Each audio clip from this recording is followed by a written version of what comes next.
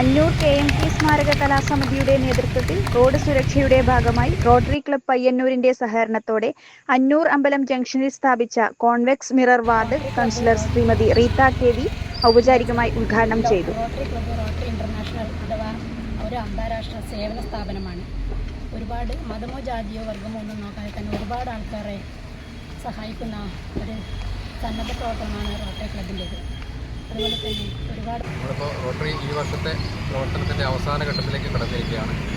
നമ്മളിപ്പോൾ ഒരു convex mirror ഇപ്പോൾ കണ്ടോത്ത് ഉദ്ഘാടനം ചെയ്ത് വന്നതാണ്.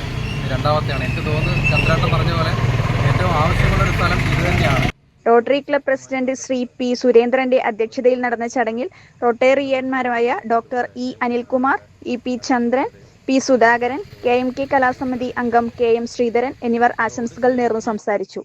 കലാസമിതി സെക്രട്ടറി P. വിജയൻ സ്വാഗതവും AV. കൃഷ്ണൻ നന്ദിയും പറഞ്ഞു.